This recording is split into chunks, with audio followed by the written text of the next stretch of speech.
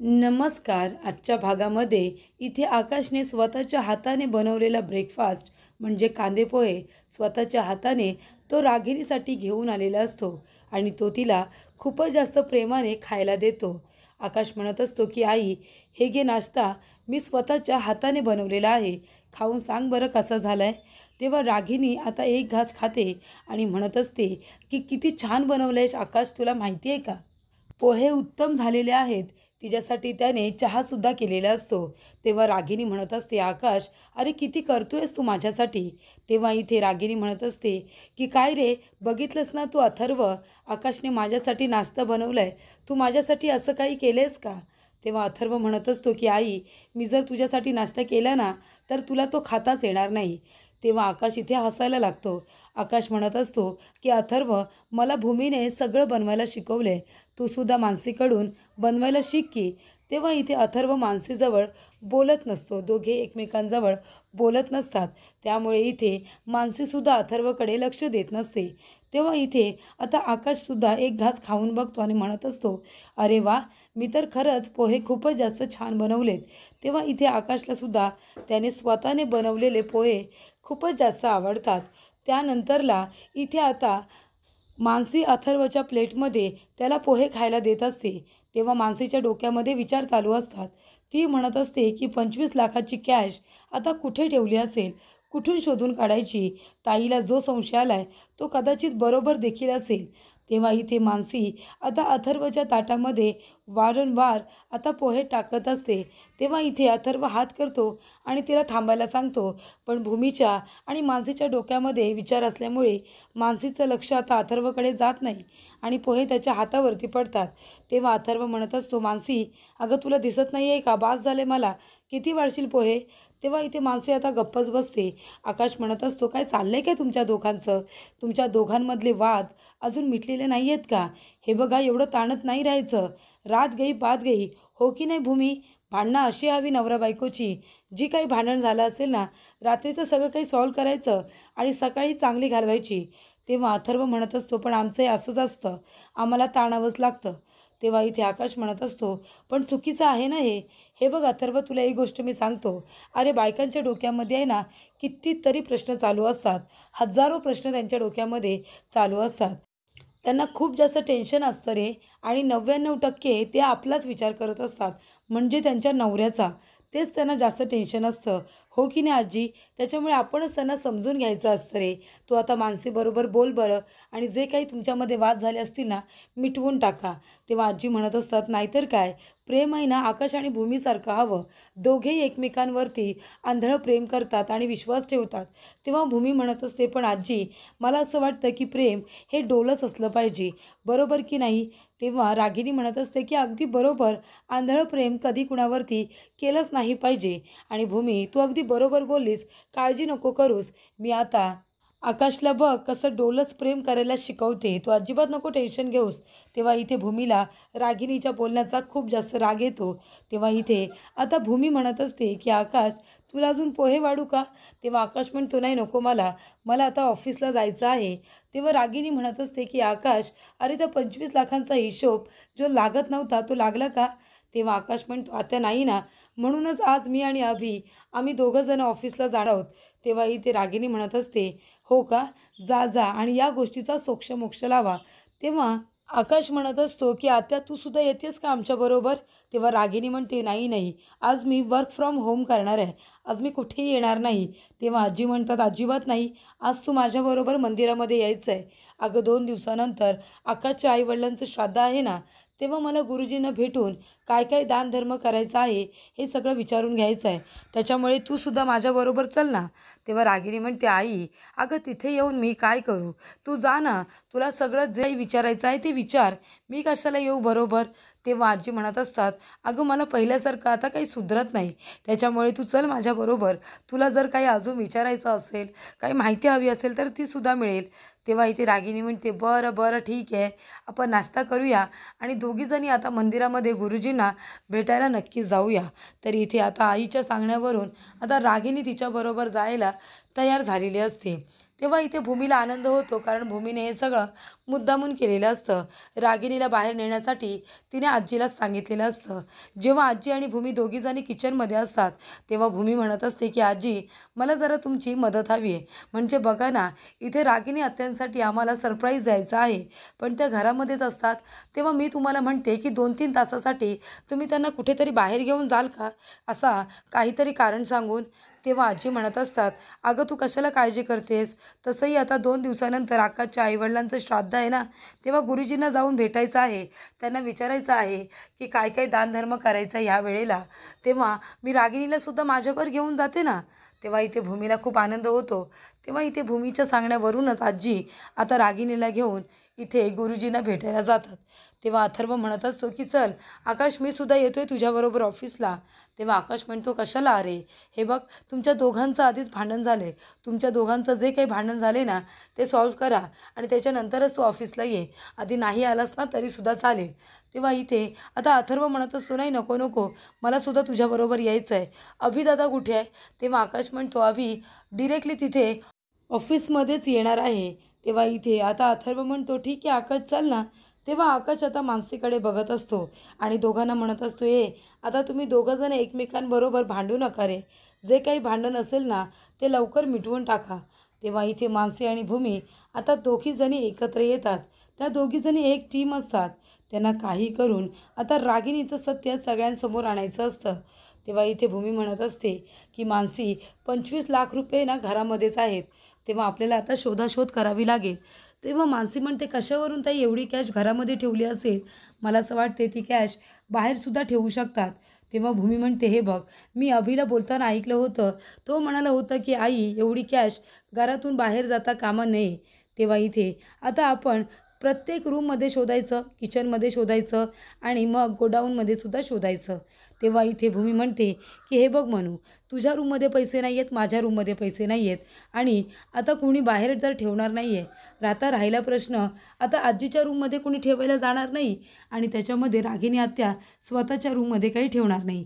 म्हणजे आपल्याला आता या दोघांचे रूम चेक करायचे आहे, ते आपण करूया. तर इकडे आता भूमीने दादांना बोलावलेलं असतं आणि ती म्हणत असते की दादा, आपल्याला साफसफाई करायची आहे. तुम्ही एक काम करा, तुम्ही तिघंजणं 3 भावांची रूमं घ्या, त्याच्यानंतर आत्यांचं आणि आईंचं रूम मी घेते साफसफाई करण्यासाठी आणि किचन आणि हॉलसुद्धा घेते आणि मला मानसी आहे ना मदत करायला, ती मला मदत करेन. तेव्हा इथे आता भूमीने सगळ्यांना त्यांची कामं समजावून सांगितलेली असतात.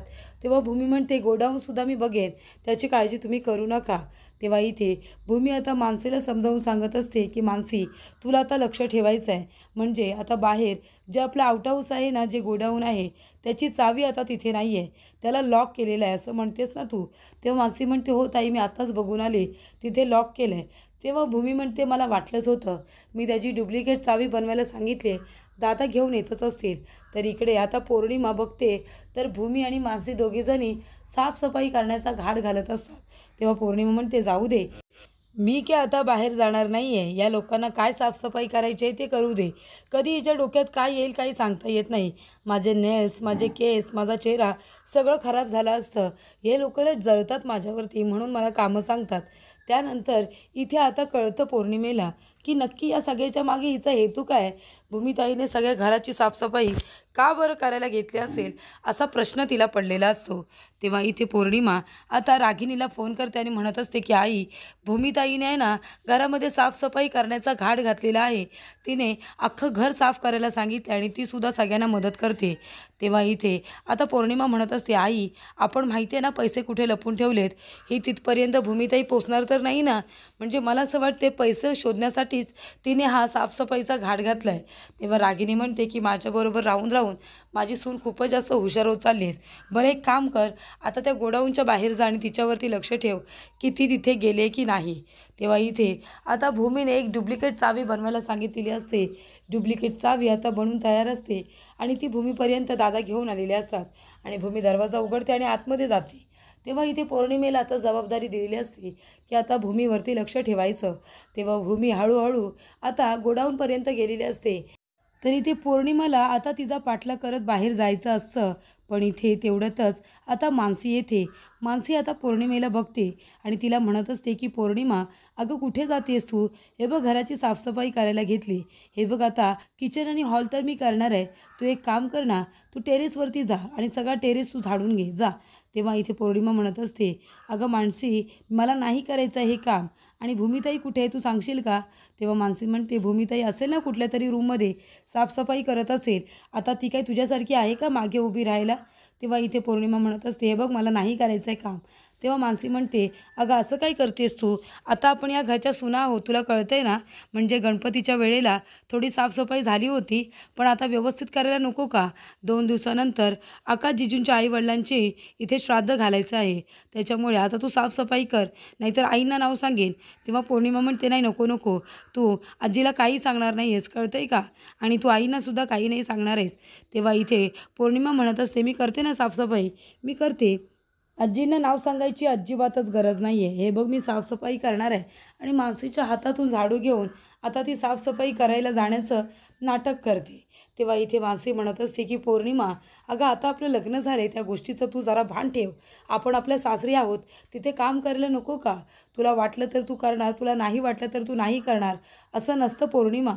तुझं आता लग्न झालं आहे, काहीतरी जबाबदारी घे. तेव्हा इथे आता पौर्णिमा तिच्यासमोर वरती टेरेसवरती जाण्याचं नाटक करते साफसफाईसाठी. पण इथे आता हॉलमध्येच खूप जास्त काम असतं आणि पौर्णिमेला आता बघायचं असतं की भूमी नक्की जाते कुठे. तेव्हा पौर्णिमा तिच्या मागोमाग असते. तरी ते भूमी आता शोधाशोध करत असते आउट हाऊसमध्ये. तिथे पैसे लपून ठेवलेत का, तिला शोधून काढायचं असतं. तर इकडे पौर्णिमा आता घाईघाईने बघायला आलेली असते की नक्की भूमी कुठे गेली. तेव्हा इथे आता रागिनी हिने आता मोहीम फत्ते करण्याची जबाबदारी दिलेली असते पौर्णिमेला. आणि पौर्णिमा ते काम अगदी व्यवस्थितरित्या पार पाडत असते. तेव्हा इथे भूमी आता आतमध्ये पैसे शोधण्यासाठी खूपच जास्त प्रयत्न करत असते. ती सगळीकडे पैसे शोधत असते. तर इथे एक पडदा असतो, तो बाजूला केल्यानंतर त्याच्या पाठीमागे एक पैशांनी भरलेली बॅग असते. चेन उघडल्यानंतर त्याच्यामध्ये खूप सारे पैसे असतात. भूमीला कळतं आणि तिथे तेवढ्यात पौर्णिमासुद्धा आलेली असते. पौर्णिमा तिला पैशांबरोबर बघते, तिला खूप मोठा धक्का बसतो. तर इथे भूमी पैसे उचलून आता घरामध्ये घेऊन येते. पैसे घेतल्यानंतर आता पौर्णिमा तिला बघते आणि तिला खूपच जास्त आता टेन्शन आलेलं असतं. तर इथे आकाश, अभि, अथर्व सगळेजण ऑफिसमधून घरी आलेले असतात. तेव्हा पौर्णिमा ती पैशांची बॅग आता आकाशच्या समोर ठेवते. तेव्हा आकाश म्हणत असतो की भूमी, अगं एवढी कॅश कुठून आली? तेव्हा भूमी म्हणते, आकाश मलासुद्धा माहिती नाही आहे. अरे मी आपलं आउट हाऊस, आपलं गोडाऊन झाडायला गेले होते, तेव्हा ही पैशांची बॅग मला त्यावेळेला तिथे सापडली. तेव्हा इथे रागिनी म्हणत असते, अरे पण ती बॅग तिथे कुणी बरं ठेवली असेल? तेव्हा आकाश म्हणतो, आता ते काही सांगता येणार नाही, पण एवढी कॅश कुठून आली असेल ना? तेव्हा इथे भूमी म्हणत असते, आकाश अरे तूच म्हणाला होतास ना काल की आपल्या ऑफिसमध्ये 25 लाखाचा कफला झालेला आहे. ही कॅश तर 25 लाखा एवढीच वाटते. तेव्हा इथे आकाश म्हणतो, अगं पण मग जर आपल्या इथले हे पैसे असतील तर कुणीतरी चोरीच केले असतील ना?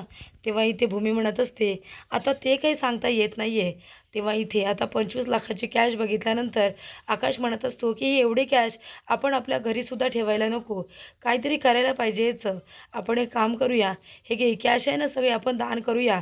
आजी म्हणतात, नाहीतर काय, अरे 2 दिवसानंतर तुम्ही इथे आकाशच्या आईवडिलांचं श्राद्ध घालणार आहात ना, मग त्यांचं श्राद्ध घालून झाल्यानंतर आपल्याला दान धर्म करायचा आहे.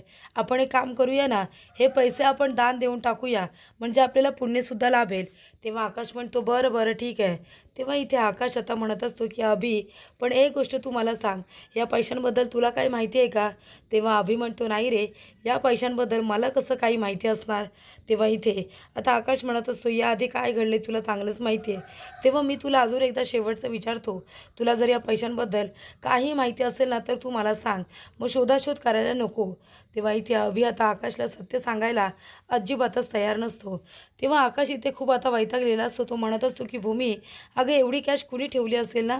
तेव्हा इथे भूमी म्हणत असते, अहो कशाला काळजी करताय, कुणीतरी चोरून ठेवले असतील.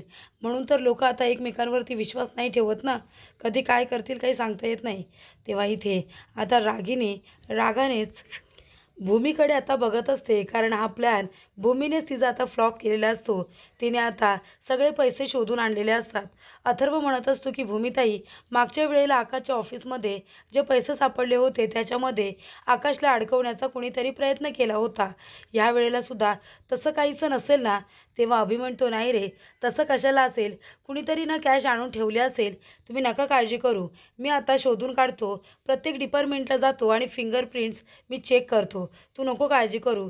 तेव्हा इथे आता भूमी म्हणत असते, पण एवढी कॅश 25 लाखाची कुणी बरं आणून ठेवली असेल?